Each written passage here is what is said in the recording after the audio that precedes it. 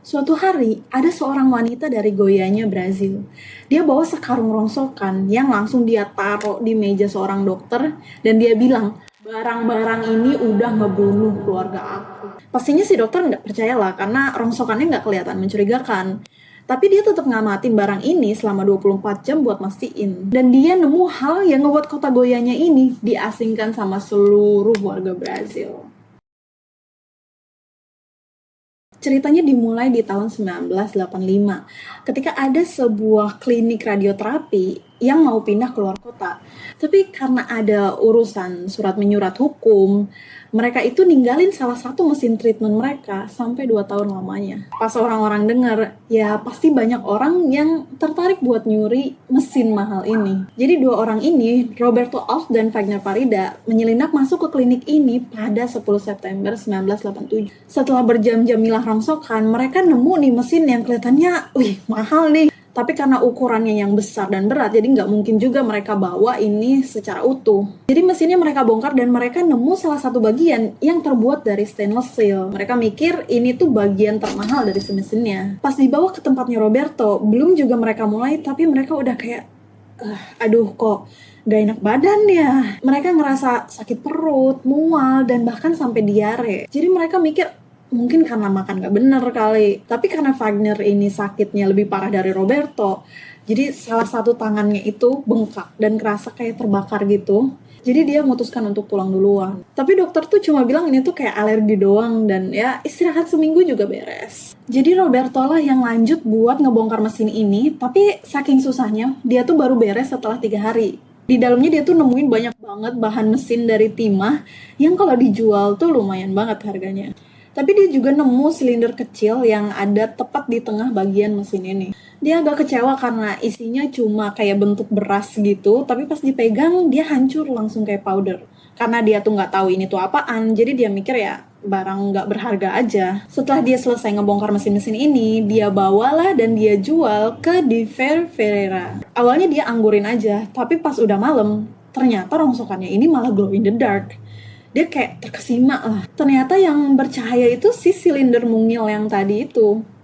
Makin heran lah dia, kan kayak dia tuh apal banget sama segala macem jenis rongsokan. Tapi dia nggak tahu ini tuh apaan.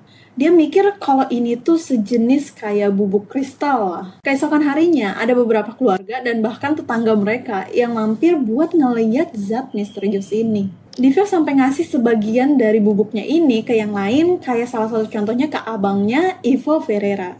Karena dia pengen nunjukin ke anaknya, dan anak-anak kan emang suka mainan glow in the dark gitu. Dan Lane Ferreira ini sampai terkesima juga. Dia sampai menaruh ke wajahnya karena dia kayak peri-peri di dunia dongeng. Tapi baru aja beberapa menit, Lane ini udah muntah-muntah parah. Terus istrinya juga ikut muntah-muntah. Dan beberapa kenalannya juga ikut sakit.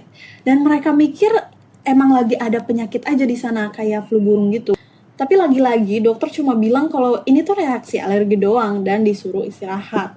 Pas Diver ikut gak enak badan juga, yang lanjutin ngolah rongsokan ini tuh dua karyawannya, Admilson de Souza dan Israel dos Santos. Dan setelahnya itu ya mereka jual lagi lah, jadi rongsokannya nyebar lagi. Dan yang tersisa cuma si bubuk powder ini doang. Disinilah Maria Gabriela Ferrero, istrinya Diver, sadar kalau misalkan semua orang yang sakit itu selalu ada kontak dengan rongsokan Roberto atau si bubuk glow in the dark ini. Walaupun sebenarnya dia juga nggak tahu ini tuh apaan. Orang-orang nggak sadar karena warga Goiânia ini mayoritas orang-orang kurang mampu yang edukasinya rendah dan banyak dari mereka bahkan nggak bisa baca. Jadi mereka aja nggak tahu radiasi itu artinya apa. Tapi Maria ini nggak terima jawaban dari dokter ketika dia dibilang ini tuh reaksi alergi doang. Jadi dia ajak salah satu karyawan Diver, Geraldo da Silvia, untuk bawa rongsokan ini naik bis dan berangkat ke Departemen Kesehatan Kota Goiânia. Disinilah Maria naruh karungnya di meja dokter dan dia bilang barang-barang ini udah ngebunuh keluarga aku. Bayangin reaksi si dokternya pasti kebingungan, tapi mereka tuh tetap dibilang kalau ini tuh cuma sakit biasa dan mereka tuh dirujuk untuk penyakit tropis. Walau dokternya juga nggak percaya sama si Maria ini, tapi dia tetap jaga-jaga dan naruh rongsokan ini di sebuah kursi di luar. Di rumah sakit yang lain, dokternya tuh nyimpulin kalau mereka tuh ngalamin kayak epidemik mini gitu. Karena emang beberapa warga Goyanya ini dirujuk ke rumah sakit itu, tapi sayangnya simptomnya malah makin parah. Simptomnya emang agak generik, kayak cuma sakit perut, mual, dan diare. Tapi anehnya, banyak dari mereka juga ngalamin kayak kulitnya bengkak, kerasa terbakar, dan warnanya tuh kayak berubah. Ada satu dokter yang curiga, jadi dia nelpon salah satu kenalannya, Dr. Alonso Montero, yaitu spesialis penyakit tropis dan toksikologi. Kebetulannya beberapa jam yang lalu, Dr. Alonso ini nerima telepon yang sama dari dokter pertama yang pegang si karung rongsokannya ini. Mungkin kalau cuma ada call dari satu orang ya dia nggak bakalan begitu mikirin.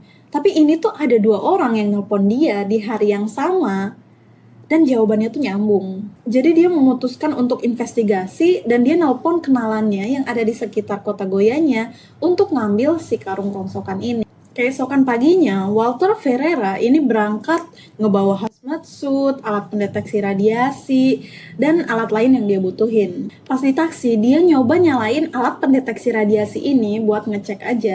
Tapi dia langsung mendeteksi radiasi tingkat tinggi dari segala arah. Jadi dia mikir, rusak kayaknya nih alat.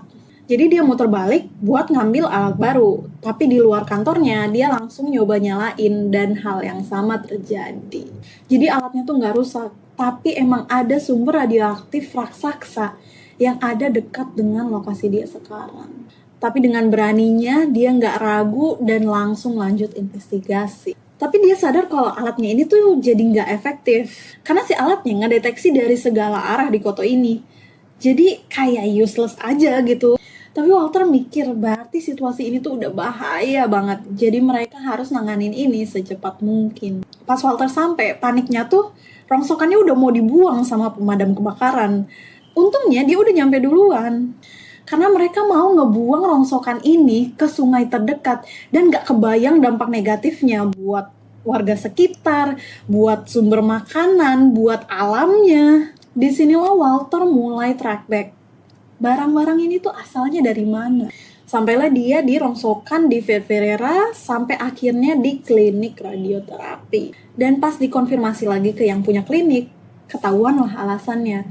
Kalau di dalam silinder itu ada 19 gram calcium chloride. Bukannya lega karena asal mulanya udah ketemu, mereka tuh makin panik karena calcium chloride ini jarang banget dipakai di radioterapi karena saking berbahayanya ketika terkontaminasi. Jadi di hari itu, pada 29 September 1987, kota Goyanya dinyatakan memiliki radiasi level tertinggi dan dinyatakan sebagai kota emergensi nuklir. Si rongsokannya aja saking berbahayanya dia, gak bisa langsung dipindahin gitu aja. Jadi mereka pakai mesin crane buat naruh pipa besar di sekeliling kursinya ini dan mereka isi semen sampai penuh.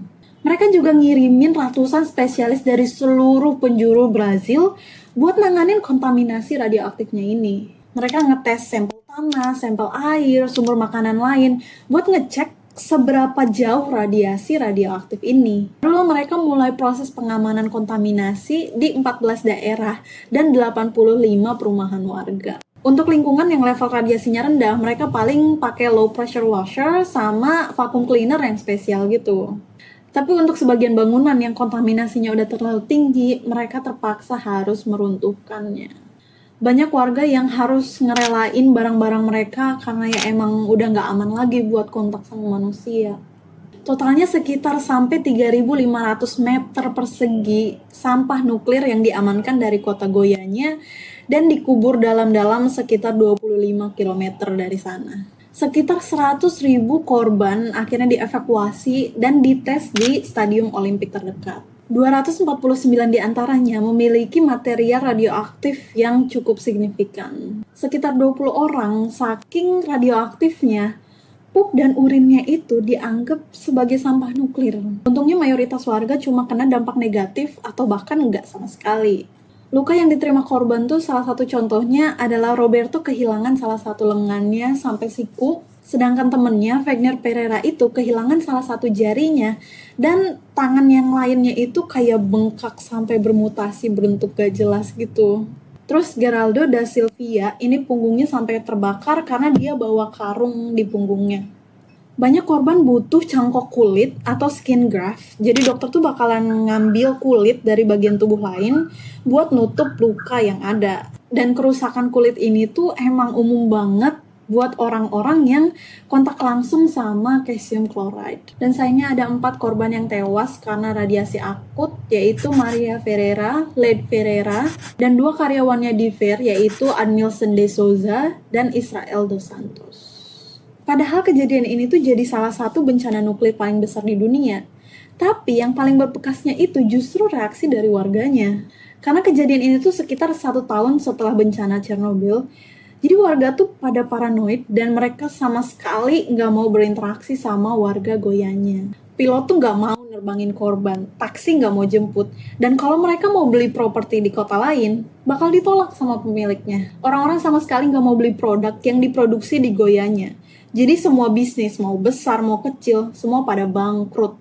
Dan ketika Led Ferreira ini mau dikuburkan, 2.000 warga protes karena takutnya dia ini bakalan mengkontaminasi jasad lain. Padahal petinya itu udah dilapisin sama fiberglass sama timah. Kasihan banget sih, jadi kayak udah jatuh tertimpa tangga pula.